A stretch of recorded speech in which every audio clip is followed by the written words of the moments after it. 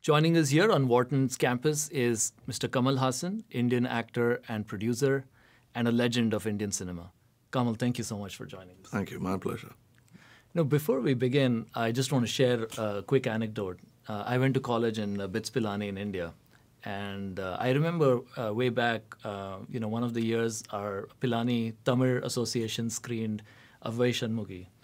And, I remember before the screening, a few students walked in with a big portrait of yours. And they garlanded the portrait, and they did an aarti, and then the screening began. And no other film, no other actor got that kind of attention. So I know those guys, and I know they did it in lighter vein, but it also speaks volumes about your fans and how diehard fans they are. Oh, so yes. can you say a little bit about your relationship with your fans? My relationship has been very different. Now I've become, from just their entertainer, I've become their elder brother and sort of a leader to them. Okay. I was not planning to lead or even follow, but it just happened that I had this enormous manpower going to waste or to politics, which I didn't want either happening. Right. So we converted all of them into social service arm.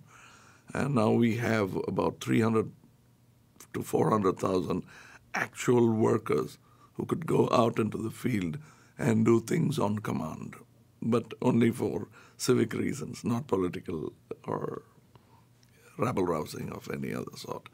So we are part of a Clean India movement also, which by the is Prime Minister. by the Prime Minister. Yeah. And we have been doing that for the past 30 years. Oh, wow. So being chosen as one of the ambassadors, I think, is more a recognition for me than a new appointment. So we've been at it, and we're very proud that I think it's only because of those people. The amount of money that has been spent, I mean, in dollar terms, it might mean little, but it's something like 6 or 7 million, but all from people. Those currencies are wet with sweat. They're hardworking. Some of them are laborers earning very little, but they donate. So we have created a habit of donating and serving among even those who actually are making ends meet. Wow. So they are. It's a reversal of roles. I've become their fan for all that they're doing to society. Yeah. And we're working together and still hope to work together. Yeah. No, kudos to you. It's great to see you put that stardom into a great social mission. Yeah, when I told them about 30 years back that I'll be proud telling them I've done this. So please understand, it might sound silly now, but now we are a team who have donated body parts, donated eyes. We are blood donors, blood bank scholars when they need blood, special group. People go out of their town to donate blood in another town. That's amazing. Yeah. That's what we have created. Now, talking about your fans, yesterday I had a conversation with one of your fans, who's my mother-in-law. And she was telling me that she has seen your first movie from 1960, when you were 3 or 4 years old, right? And I was amazed to learn that you've had a 55-year career in films, and you've done over 200 movies. No, it's become 57 now. It's 57 now, that's right. I figured you might have stopped counting now after a while. Well, for obvious reasons, it's not good PR to keep telling what kind of citizen you are. Right, fair enough. But as you reflect on this illustrious career, what were the key moments or the key opportunities that changed your career trajectory? Well, people here, when I see actors, and even today, not only Hollywood, but even they scheme, they plan, they sit and decide what they're going to do. I did nothing of that sort. And if I tell you the kind of coincidences that happened that made me go from one to another, it's unbelievable. I was just talking on Sirius Radio, and I was telling them that when I'd given up on acting because my father thought I should pursue school and stuff like that. I was 7 or 8, and I had an accident in school while fooling around. Fell into the well of a stair, Oh, boy. 3 stories down. Oh my goodness. So that notoriety gave me a sort of visibility that took me to theater. So I was known as the kid who survived, who fell. So he was also an actor, movie actor. So somebody looking for a child actor for his theater group found me, and he became my guru. And I became like one among the family. Then he is T.K. Shanmugam, the doyen of Tamil theater. Right, right. After whom I named a film Abhay Shanmukhi. Oh, right. Oh, Yeah, interesting. Shanmugam is his name. So he's mentored so many actors in the time. I was one of them. Then I became a dance choreographer. Again, another accident, and I thought I won't be performing. So I went and joined as an assistant choreographer in movies. I was only playing sound for rehearsals. Then they found I could dance, and then he took me in. And my boss at that time became a director, like how Bob Fosse from choreography to film direction. He also graduated, and so along with him, I latched on and became an assistant director. All this happened between 16 and 19. Wow. It's probably the perfect time. It's like going to film school. But I wish I had gone to film school. But it was finding my way, which was very bad. But then I wrote my first screenplay when I was 19. And the director of the film thought I should star in it because I understand the character best. So here I was. And then my mentor, Mr. Balchandra, found me. And I told him, he liked me, and I told him I'd like to become a director like you, sir, one day. He said, don't be a fool, take up acting. I see you becoming an actor. And I was wrong, and he was right. And he said, you could become a director whenever you want, because you're trained for it. But this is something else that doesn't happen to everybody. So I see. then I did 36 films with him, which is... Wow. So you're talking about doing 36 films with him. So clearly he's a person who... He's like a father to me. Right, right.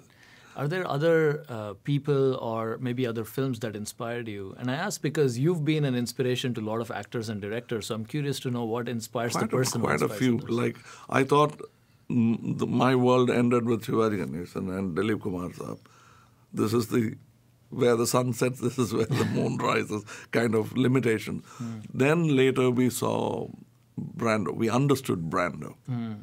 Then Orson Welles and stuff like that. I see. And then my horizon broadened further. Then you saw European actors.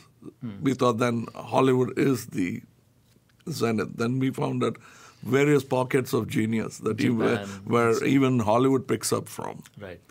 Then we got introduced to Japanese, Chinese, Dutch cinema, and they've all been inspirations in my career. I see. Now, you talked about how you didn't have training and you know, I wish I'd gone to a film school, but you also were trained as a dancer, and I can see how your experience in performing arts could be a source of inspiration for you as an actor. But tell us a little bit more on what you draw upon as an actor. Is it sheer instinct? Is it the dance training? What is it? No, dance training can be only one part. Like if you see Christopher Watkins, I never knew he could even dance. That's not what I admired him for. It was a surprise when he could dance. So dance could be just a part of your acting prowess. As a matter of fact, Fred Astaire, they always talk about his dancing. Or Jane Khalifa. Both of them were good actors too. They didn't focus on it as much as they did dancing. So I think cinema itself is a very versatile medium. To be serving that medium, you have to be versatile. You'll have to know so many things. And I enjoyed it. And since I grew up, my eyes opened to cinema. I probably understood like how a child born with a computer environment plays easily with it. than a person who saw the advent of computer coming in and slowly touched it and got used to it. It's like today's children who take up an iPad and start playing the baby games on an iPad. Right. So you grew up with cinema, right? That's probably one little help in the gradient that I got. Right. So let's talk a little bit about your movies. You've made some amazing films like Nayakan, which I saw for a second time just this week and was blown away by the intensity. But there's so many other. The list is so long. Michael Madan Kamarajan, Avai Shanmugi, Sagar, in Kannada, which is the language I speak, Ramabama Shama, and many others. I'm curious to understand how you go about selecting your films. I mean, you've had this amazing set of films, and I'm interested in understanding what is the process that goes into deciding I'm going to do this film and not that other film. It's complicated, but it's very simple also. It's the way you select the films to see. Right. And some people pick the right movie all the time because they've been doing only that. They love it. Right. And they say, not this one, and you're wondering which one to pick. And there's this wise geek, a cinema geek, who tells you, go to that one because I think it's going to be good. It's still a chance. It might, but that's what I obey, that audience and me. I think ultimately all directors are trying to become that audience they once were. Right. Where you could totally concentrate on the center of screen. Well, the moment you become a technician, you start watching the corners. It shakes a little, you notice it. It pans a little, you notice it. So you're not actually immersed into the watching of the film. Right. Other details sort of crowd your mind. So most great directors are simplifying their job, and becoming the audience is probably the zenith of their wish list, to become that. Right. You just gave the perspective of the director or the cameraman, and you yourself have been a producer, you've directed, you've written. Can you tell us a little bit about what got you into producing, directing? Why did you decide to do it yourself? Survival. It's like being a gladiator and then starting a gladiator school and then becoming Spartacus. It's like that. It became truly because the kind of films they were doing was not satisfactory. The kind of films I was suggesting would become intervention. Some people were lucky, like Brando got a say in any film he did. He was such a big star. But I didn't want to risk bad PR, so I put my money where my mouth was. Okay.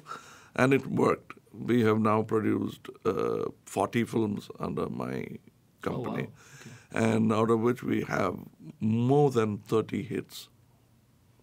Hits which include films like Tevar Magan, even Ramashama Bama we were part of. So you're not just an amazing creative person, you're a great businessman too. You could come teach at Wharton in that case. 30 out of 40 films, that's amazing. Yeah, we're now concentrating on the other 10. Why Right. and how. Right. And we have the answers, but a little too late. Yeah. But it could be imparted to somebody else, yes. More than coming to Wharton, I think we'll have to sit home and mull over our failures and see that it doesn't happen again. So Kamal, let's switch gears a little bit and talk about Indian cinema in general and the challenges and the opportunities it faces. So if you look at Indian cinema, there's some great movies that have come out of it. Of course, there's Satyajit Ray. Your own film Nayakan, directed by Mani Ratnam, has been listed by Time magazine as one of the 100 greatest films of all time. And as I mentioned earlier, I saw it again, second time this week, and I was simply blown away by the intensity of the movie. Thank you. Now, while we have produced these kinds of movies, it's also true that given how massive the market is, these kinds of movies have more been exceptions than the norm of the industry. And you also alluded to the fact that you became a producer because the kinds of films you wanted to make weren't being made. So can you tell us a little bit about why, despite India being such a big film market, India hasn't been producing great cinema at the same rate? The thing is, more people with money started dictating the proceedings of the business. Less and less visionaries were doing it. I see. When you had K.A. Asif, I think I would put the blame squarely on great people like K.A. Asif, who were taking so long to make films. If they had only made it faster, they would have set the pace, set the bar higher every time. And it was very difficult, very tough market, and there weren't any studios. Right. They all shut down soon after independence. Everybody was an independent producer. They didn't go the Hollywood route. So everybody was risking it. Like even my own company is like two brothers running the company. Right. But we are visionaries. We look at what we want to do, and we bet. Our stakes are high, but we bet it on what we believe in. And it's worked about 30 times for us. Yeah. Now, my own hypothesis on this subject is that it feels to me like there is an underinvestment in scripts in India. So if you look at Hollywood, for example, development, which is, licensing a book or writing the screenplay, it takes up 10 to 15% of the total budget. I looked at similar numbers for the Hindi cinema industry, which was around 1 to 1.5%, and I imagine it's similar in other languages. No, it's even less. So it's so reliant on stars and existing fame that doesn't try anything. They don't believe truly that content could become king. I see. They think they need an actual king with a crown in physical form. So that's why they go to stars all the time. Right. But things are changing now. And as I was talking, it's time that India started making its film in the language that it communicates with each interstate communication. Right. Is not done in Kannada between Tamil Nadu and Karnataka. Right. Interstate communication between Maharashtra and Tamil Nadu happens because we have one national language called English. Right. So that is our strength, and we should start making films in that language. And what about the writers? What does it take for writers to, get due attention in the industry? Is that happening already? Or? It's slowly happening. Like I started on my own initiative. It was not by any, my company did it. And we had a workshop, screenplay workshop, more than one or two, where we made all international writers come and attend. And IIT Madras was kind enough to offer space. And that's probably the one time where two spectrums met, It never ever got together. And both need each other that way. The two spectrums being the creative writers? The creative writers. And not only that, IIT is technical talent, and it's where intelligentsia is supposed to reside.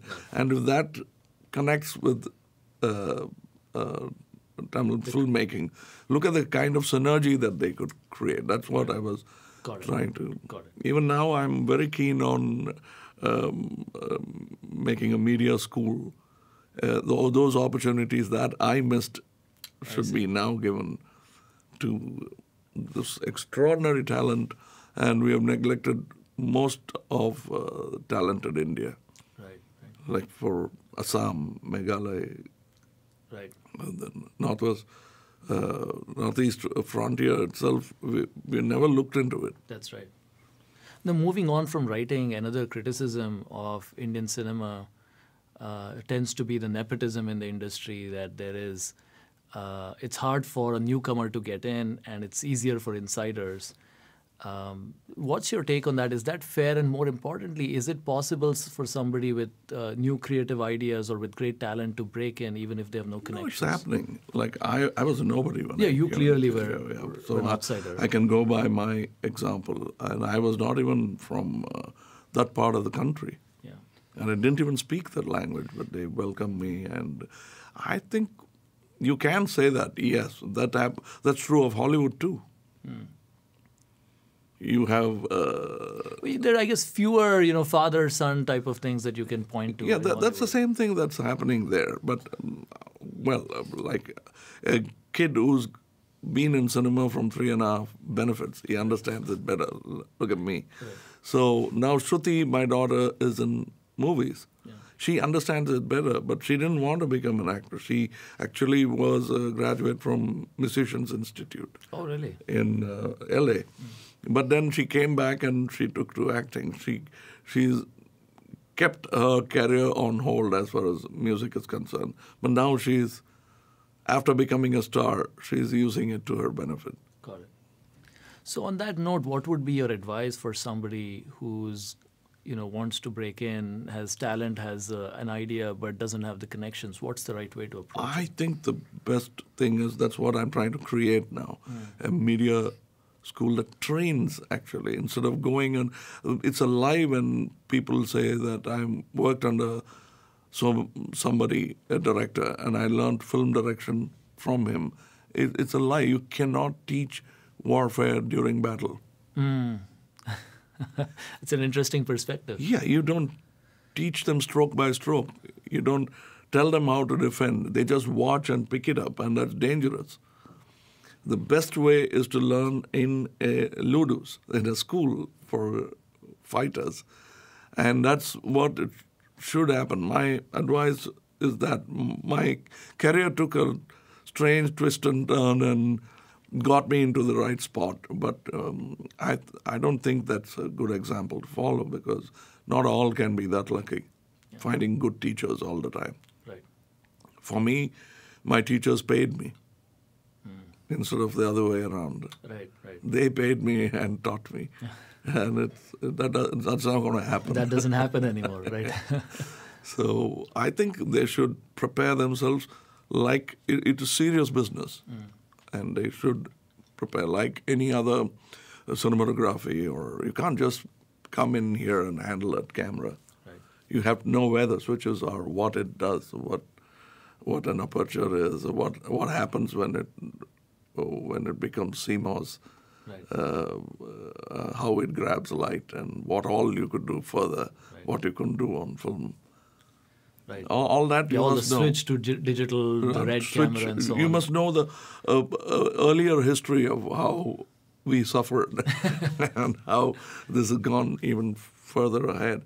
All that is knowledge and study, and that should be done, even in acting, even in film production. Carrying a bag load of money and becoming a producer is no good. Right. That's what happened to India. And that's what went wrong. Now is a time where even the producers will have to be trained. Yeah. So, Kamal, let's talk a little bit about digital platforms and their relevance in India. So, Netflix has entered India very recently. In India, internet adoption is increasing, but at the same time, broadband speeds aren't quite the same. What's your take on digital platforms for movie and related content? I've both cut my teeth and broken it on that platform in the sense that I was the first man attempting day and date release on a DTH platform. I see. And the whole industry came piling down on me. Was like this for American Vishwarupam? football. Yeah, Vishwarupam. They banned the film, they stopped the film, they did everything possible. Then I had to wave a white flag and said, okay, no DTH, and I'll come back to the theater. Which is okay, I guess, but the door is already open. The idea is planted. You cannot stop technology. It will come. And it is the way to go. I mean, Netflix is coming and YouTube, all of them are coming in, and I'd like to explore them, work with them, and that is the future because convenience of the customer will garner more money if you supply to that need. Right. And in fact, these platforms in the US have also made a new kind of content possible. So, for example, Netflix has produced several shows, Amazon has produced, YouTube has produced. Netflix has had House of Cards, which was a great success, and many others. So is there a similar opportunity in India where certain kinds of films that have an audience but perhaps are not meant to be large-scale blockbusters? Not all satellite channels in India are held by companies. Some are held by politicians. So it's only a propaganda tool. News, propaganda, and that's it. So they are not looking at it as a great business opportunity. The moment they do that, it will be great. But you think it's on the TV side, not so much Netflix and YouTube doing that? No, but Netflix and YouTube has a fantastic potential in India. YouTube already is there. Right.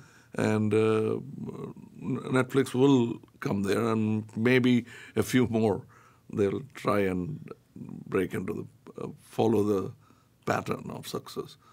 But that's the way to go, and that's because especially in a country where there's no transparency in the box office. Right. So this will become a venue. And I'm so happy to see the way television in America is going, because it's not driven by people who are only crunching numbers. Right. Somehow it's taking a very intelligent turn. So you're hopeful there could be a similar renaissance of television in India as well? I hope so, because, but they have, I don't know, it should have happened by now. We're already late, but I think it will copy. But these platforms are still, with or without television, delivering material direct to home is going to work. Now, direct to laptops. Right.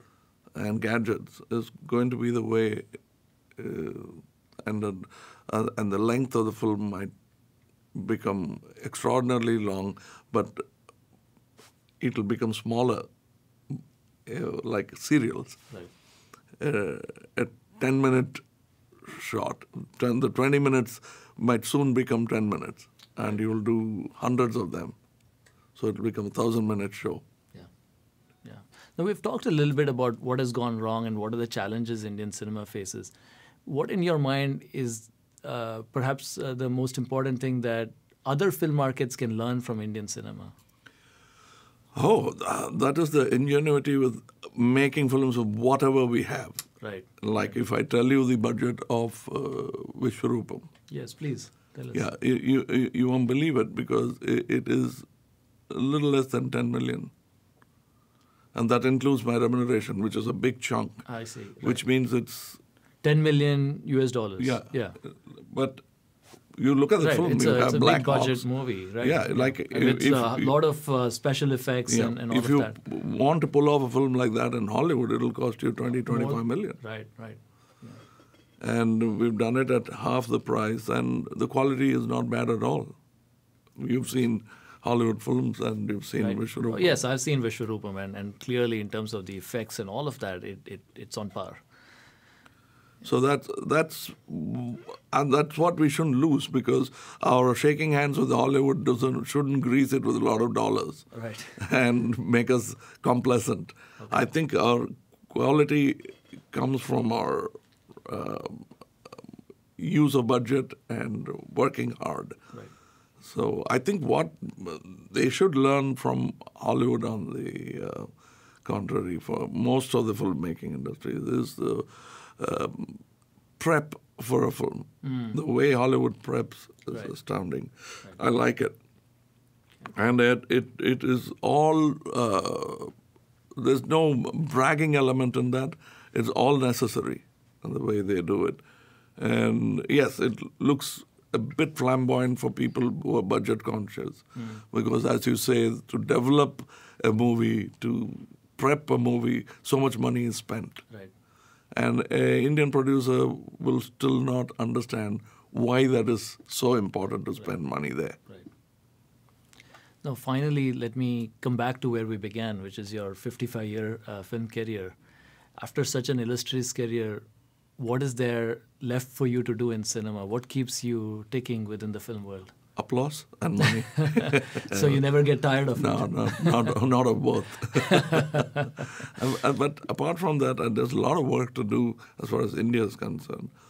As I told you, the media school itself is a dream. And now we're writing a script with American writers. My friend Charles Oliver and a few other writers are sitting together, and we are making a script in English. Hopefully, films like that would happen more often, and then we're talking.